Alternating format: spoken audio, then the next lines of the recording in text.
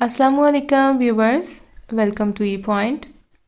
आज की वीडियो बहुत इन्फॉर्मेटिव है। आज हम देखेंगे कि जो गवर्नमेंट एम्प्लॉयज़ हैं, जो स्कूल टीचर्स हैं, अगर वो हायर एजुकेशन की तरफ जाना चाहते हैं, हायर स्टडीज़ करना चाहते हैं, तो क्या प्रोसेस है, किस तरीके से आप अपनी स्टडीज़ को कंटिन्यू कर सकते हैं, कहाँ से आपने एनओसी बनवाना है, एनओसी लेना ज़रूरी क्यों है, किसकी तरफ से जारी करदा एनओसी वैलिड है, उसके बाद अलाउंस किन लोगों को मिलेगा, कौन से लोग हैं जो ये क्वालिफ़िकेशन अलाउंस लेने के अहल हैं, और आप इस अलाउंस को किस तरीके से अपनी पे में ऐड करवा सकते हैं, आपको कौन कौन से डॉक्यूमेंट्स चाहिए होंगे।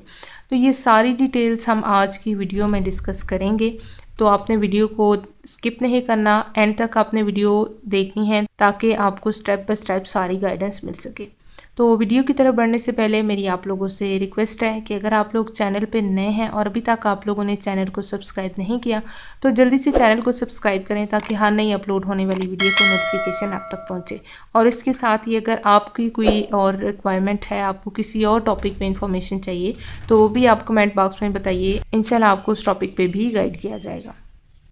सबसे पहले हम ये देख लेते हैं कि कौन से टीचर्स हैं जिन्होंने एनओसी बनवाना है और किस अथॉरिटी का बनवाया हुआ एनओसी आपके लिए वैलिड होगा, जिस पे बाद में आपको क्वालिफ़िकेशन अलाउंस जारी होगा।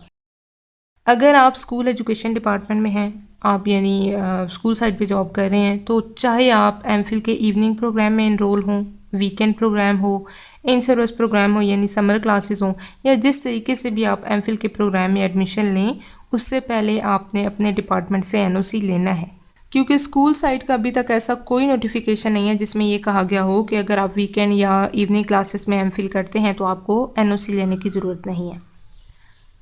इसके बाद मरला आता है कि आपने एनओसी बनवाना किससे है। ठीक है, तो एक बार याद रखिएगा कि आपने एनओसी बनवाने से पहले ये देख लेना है कि आपके अपॉइंटमेंट लेटर पे किसके सिग्नेचर हैं, यानी आपकी अपॉइंटिंग अथॉरिटी कौन है। क्योंकि सेकेंडरी स्कूल के और हैं, एलिमेंट्री स्कूल के लिए और जो प्राइमरी स्कूल टीचर्स हैं उनके अपॉइंटिंग अथॉरिटी और होते हैं। तो आपने ये देखना है कि आपकी अपॉइंटिंग अथॉरिटी कौन है, फिर आपने उनसे ही अपना लेटर इशू करवाना है। इसके लिए सबसे पहले आपने एक एप्लीकेशन लिखनी है। अब एप्लीकेशन चाहे तो डायरेक्ट आप जो है वो अपने उनको लिखें, यानी एड्रेस करना है आपने अपनी अपॉइंटिंग अथॉरिटी को। आपने एप्लीकेशन खुद फॉरवर्ड नहीं करनी, यानी पर्सनली आप एप्लीकेशन जो है वो किसी ऑफिस में फॉरवर्ड नहीं करेंगे, बल्कि एप्लीकेशन आपने थ्रू प्रॉपर चैनल प्रोसेस करवानी है। उसके लिए एप्लीकेशन आपने लिखनी है, एड्रेस आप कर लें अपनी अपॉइंटिंग अथॉरिटी को, अपने हेड को दें और हेड आपकी एप्लीकेशन को फॉरवर्ड करेंगे। ठीक है, बाकायदा मेमो नंबर लगेगा और स्कूल की तरफ से आपकी एप्लीकेशन जो है वो स्टेप बाय स्टेप आगे फॉरवर्ड होगी। वो डीओ सेकेंडरी तक जानी है या सीईओ तक जानी है, जिस तक भी, लेकिन वो मरहला वार ऑफिस में से होती हुई फाइल आपकी अपॉइंटिंग अथॉरिटी तक जाएगी। उस एप्लीकेशन के साथ आपने अपना ऐड लगाना है जिसमें ये बताया गया कि एमफिल के एडमिशन किस यूनिवर्सिटी के ओपन है। ठीक है, एप्लीकेशन में आपने मेंशन करना है कि ये कौन सा प्रोग्राम है जिसमें आप एडमिशन लेंगे और आपकी जो ड्यूटीज़ हैं वो इफ़ेक्ट नहीं होंगी, आपकी रूटीन नहीं अफेक्ट होगी, या आपको किसी किस्म की एक्स्ट्रा छुट्टी नहीं लेनी पड़ेगी। ठीक है, यानी आपकी स्कूल टाइमिंग जो है वो रेगुलर रहेंगी। तो ये एक एप्लीकेशन, उसके साथ ऐड ये आपने फॉरवर्ड करवा देनी है। उसके बाद ये देखें कि आपका जब एनओसी इशू होता है तो आपको कितनी कॉपीज़ चाहिए एनओसी की। एक एनओसी ओरिजिनल आपको जब आप अलाउंस के लिए अप्लाई करेंगे ना, यानी डिग्री कंप्लीशन के बाद जब आप अलाउंस के लिए अप्लाई करते हैं तो उस टाइम आपसे ओरिजिनल एनओसी लिया जाता है। ठीक है, तो आपने देख लेना है कि एक एनओसी तो आपने उस टाइम के लिए बनवा के रखना है, और इसके अलावा अगर यूनिवर्सिटी की रिक्वायरमेंट है कि उनको भी ओरिजिनल एनओसी दिया जाए तो वो फिर आप देख लें, आप अपनी ज़रूरत के मुताबिक आपको 2 ओरिजिनल एनओसी चाहिए या 3 चाहिए। बहरहाल एक तो आपको मस्ट चाहिए जो अलाउंस लगवाते वक्त आपसे लिया जाएगा। अब हम अगला मरहला देख लेते हैं जो कि है क्वालिफ़िकेशन अलाउंस का, यानी डिग्री कंप्लीट होने के बाद, आपका एमफिल होने के बाद आप क्वालिफ़िकेशन अलाउंस किस तरीके से लगवाएंगे, उसके लिए आपको कौन कौन से डॉक्यूमेंट्स चाहिए और कौन से टीचर्स हैं जो एमफिल अलाउंस ले सकते हैं, क्वालिफ़िकेशन अलाउंस ले सकते हैं। एक तो वो टीचर्स जिन्होंने बाकायदा एनओसी लिया, यानी ड्यूरिंग जॉब उन्होंने एमफिल किया और एमफिल करने से पहले उन्होंने अपने डिपार्टमेंट से परमिशन ली, वो लोग क्वालिफ़िकेशन अलाउंस ले सकते हैं। या फिर ऐसे टीचर्स, ऐसे कैंडिडेट्स जो जॉब कर रहे हैं लेकिन एमफिल उनका जॉब से पहले का है, और जब उनका मेरिट कैलकुलेट हुआ था इस जॉब के लिए तब उन्होंने अपने मेरिट में एमफिल के मार्क्स काउंट नहीं करवाए। तब अगर आप उस टाइम अगर मेरिट कैलकुलेशन में आप एमफिल से फ़ायदा उठा चुके हैं, आपने एमफिल के मार्क्स काउंट करवाए, ऐड करवाए, आपका मेरिट हाई हुआ और उसके बाद आपकी अपॉइंटमेंट हुई, तो फिर अब आप अलाउंस लेने के अहल नहीं हैं, आपको क्वालिफिकेशन अलाउंस नहीं मिलेगा क्योंकि आप पहले ही अपने एमफिल की बेस पे अपॉइंट हुए हैं। अब बढ़ना है जी अगले मरहले की तरफ, जो कि है आपकी एमफिल कंप्लीशन के बाद क्वालिफिकेशन अलाउंस का। यहाँ पे आपको एक लेटर की ज़रूरत है। पहले तो आपने एनओसी लिया ना, अपनी अपॉइंटिंग अथॉरिटी से एमफिल करने से पहले इजाज़त ली थी, लेकिन अब आपको अपनी अपॉइंटिंग अथॉरिटी से एक लेटर इशू करवाना है जिसकी बेस पे आपका क्वालिफिकेशन अलाउंस आपकी पे में ऐड किया जाएगा। वो लेटर बनवाने के लिए बाकायदा एक फ़ाइल जो है वो अपने स्कूल से फॉरवर्ड करवाई जाती है, ऐसे ही थ्रू प्रॉपर चैनल। उस फाइल में कुछ डॉक्यूमेंट्स लगाने हैं, ठीक है। वो डॉक्यूमेंट्स क्या हैं, उनमें एक तो आपके पास सबसे पहले डिग्री होनी चाहिए, ठीक है। यानी एमफिल की जस्ट ट्रांसक्रिप्ट या रिजल्ट कार्ड की बेस पे आपको अलाउंस नहीं दिया जाएगा, आपके पास डिग्री होनी चाहिए। और डिग्री को भी आपने एचईसी से अटेस्ट करवाना है और अपनी यूनिवर्सिटी से वेरीफाई करवाना है। अब हर यूनिवर्सिटी की वेरिफिकेशन का प्रोसेस अलग है, कुछ आपको उसी डिग्री पे वेरिफिकेशन करके देते हैं, कुछ अलग से आपको एक कॉपी पे वेरिफिकेशन करके देते हैं, और कुछ आपको जस्ट एक मेमो फॉर्म फॉरवर्ड कर देते हैं, ठीक है। ये हर यूनिवर्सिटी पे है कि वो किस तरीके से वेरिफिकेशन करते हैं।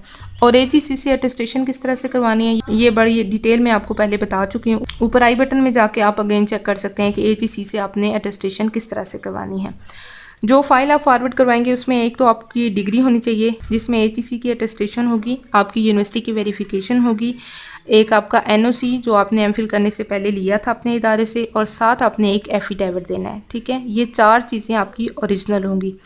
उस एफिडेविट की स्टेटमेंट में आपने ये लिखवाना है कि आप पहले एमफिल का कोई फ़ायदा नहीं उठा चुके। यानी जैसे मैंने आपको बताया कि अगर आपकी अपॉइंटमेंट में आपकी मेरिट कैलकुलेशन में आप एमफिल के मार्क्स ऐड करवा चुके हैं तो अब आप अलाउंस लेने के हल नहीं है, ठीक है। तो एक तो आपने ये बताना है कि आपने पहले से कोई फ़ायदा नहीं उठाया, और दूसरा कि अगर किसी भी मकाम पे आपकी ये दी गई मालूमात गलत साबित होती हैं तो फिर आपको जितना अलाउंस आप ले चुके हैं वो वापस करना पड़ेगा। ये स्टेटमेंट दे के आपने एफिडेविट बनवाना है। और अब एफिडेविट भी वो पहले वाला मैनुअल नहीं रहा, वो भी कंप्यूटराइज्ड होता है, तो आप थोड़ा ध्यान रखिएगा कि पुराना एफिडेविट ना हो, बल्कि आप जो नया कंप्यूटराइज्ड एफिडेविट है वही आपने यूज़ करना है। उसके साथ आपने एक एप्लीकेशन लिखनी है। ध्यान रखिएगा कि ये जो लेटर आपने बनवाना है, जो एप्लीकेशन आपने लिखनी है, ये भी आपने अपॉइंटिंग अथॉरिटी को ही लिखनी है जिनसे आपने एनओसी लिया था, ठीक है। उस एप्लीकेशन वो एप्लीकेशन आपकी फ़ाइल जिसमें आपकी ये 4 ओरिजिनल डॉक्यूमेंट्स होंगे, और उसके साथ आपने कुछ और डॉक्यूमेंट्स लगवाने हैं जिनमें एक आपकी रीसेंट पे स्लिप होगी, यानी आपका जो रीसेंट मंथ है उसकी पे स्लिप होगी, आपका CNIC, आपका जो अपॉइंटमेंट ऑर्डर था, आपकी ज्वाइनिंग लेटर होगा, और इसके साथ अगर बाद में आपकी प्रमोशन हुई या आपके ट्रांसफ़र हुई तो वो भी सारी आपकी ज्वाइनिंग वगैरह, यानी पूरा सर्विस रिकॉर्ड, और आपके जितने भी बाकी एजुकेशनल डॉक्यूमेंट्स हैं जिसमें मैट्रिक, इंटरमीडिएट, BSc, MSc या BS, जितने भी आपके डॉक्यूमेंट्स हैं उन सब की अटेस्टेड कॉपीज़ आपने फ़ाइल के अंदर लगानी है, ठीक हो गया। यानी फ़ाइल के अंदर आपकी 4 ओरिजिनल डॉक्यूमेंट्स होंगे जो कि आपको बाद में लेटर के साथ वापस मिलेंगे। जो लेटर इशू होगा ना आपकी अपॉइंटिंग अथॉरिटी की तरफ से, वो लेटर और ये 4 ओरिजिनल डॉक्यूमेंट्स आपको वापस मिल जाएंगे, और बाकी पूरी फ़ाइल जो है वो उस ऑफिस में ही रहेगी। ये आपने एक एप्लीकेशन लिखनी है अपनी प्रिंसिपल के नाम। ये एप्लीकेशन आपने ऐसे ही जैसे एनओसी के लिए प्रोसेस किया था ना, अपने हेड को लिखनी है। हेड फिर through proper channel step by step आगे उसको फॉरवर्ड करते जाएंगे। उस पर बाकायदा एक डायरी नंबर होगा और तकरीबन 1 से 1.5 माह लगेगा और आपको वो लेटर इशू होगा। फिर जब लेटर और 4 ओरिजिनल डॉक्यूमेंट्स जो आपके थे वो आपको वापस मिल गए, उसके बाद आपने जाना है अकाउंट ऑफिस, ठीक है। अकाउंट ऑफिस में आपने एक चेंज फॉर्म सबमिट करवाना होता है, उसके साथ अपनी रिसेंट पे स्लिप देनी होती है, और जो लेटर आपको आपकी अपॉइंटिंग अथॉरिटी की तरफ से इशू हुआ वो लेटर आपने देना है, और साथ यूनिवर्सिटी की जो वेरिफिकेशन और एचईसी की अटेस्टेशन आपकी एमफिल की डिग्री की, ठीक है, वो आपने वहाँ पे सबमिट करवानी है। चेंज फॉर्म में आपने कुछ चीज़ें मेंशन करनी होती हैं, जिसमें एक आपने हेड लिखना है, यानी वो एक DDO कोड आपकी पे स्लिप पे मेंशन होता है वो लिखना है, आपका पर्सनल नंबर उसमें लिखा जाता है, ID कार्ड नंबर उसमें लिखते हैं, और इसके साथ आपके जो चालान फॉर्म की राइट साइड है ना, वहाँ पे आपने रिज़ल्ट डिक्लेरेशन डेट मेंशन करनी है, ठीक है। जो आपको क्वालिफिकेशन अलाउंस दिया जाता है वो आपकी रिज़ल्ट डिक्लेरेशन डेट से शुरू होगा। यानी अगर आपका अलाउंस 2 साल बाद भी लग रहा है ना, क्योंकि डिग्री इशू होते होते थोड़ा टाइम लग जाता है, तो आपका अलाउंस आपको सारा मिलेगा पिछला, लेकिन अभी जब आप चेंज फॉर्म सबमिट करवाएंगे तो नेक्स्ट मंथ की पे में आपका क्वालिफ़िकेशन अलाउंस ऐड होगा, सिर्फ उसी महीने का।